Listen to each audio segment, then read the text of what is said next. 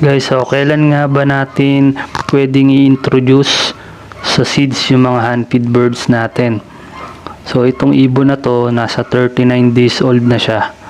So ang gagawin nyo lang, iwanan nyo lang sila ng lagayan ng seeds at saka ng tubig. No? I-explore nila yan. Tapos ang pagkain na lang ng mga ganyang edad, 2 times a day ko na lang to pinapag-formula. So tapos makikita mo sila, i-explore nila yung lagayan ng patuka at saka ng tubig. Ito namang ibon na to, nasa 41 days old na to.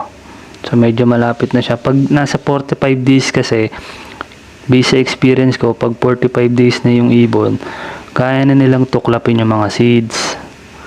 No, pag nasa 45 na, once a day na lang ang formula kung gusto niyo silang puwersahin na mag-seeds. No, kung umaga, formula, tapos maghapon, seeds na lang. So, or kung gabi ang formula, mula umaga hanggang hapon or gabi, saka siya magpo-formula. Ganon, once a day, kung gusto nyong puwersahin. Ito naman kasi, medyo bata pa naman siya, 39 days old. So, mga 2 times a day ko pa pinagpo-formula to. Pero tingnan nyo naman, oh. Sinusubukan niya ng tumuka ng seeds. Etong ibon ko naman na to, 2 months old na to siya dyan.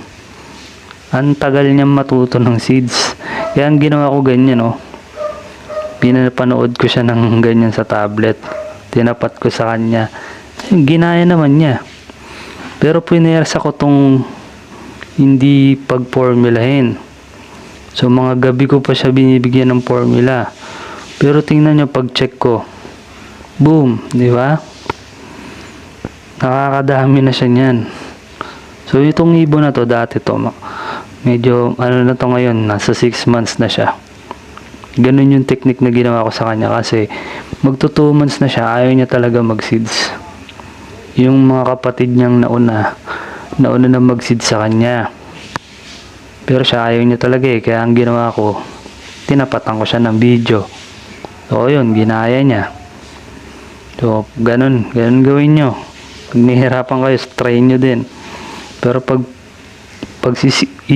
i-introduce nyo na siya sa seeds, kailangan once a day na lang yung pagbibigay ng formula.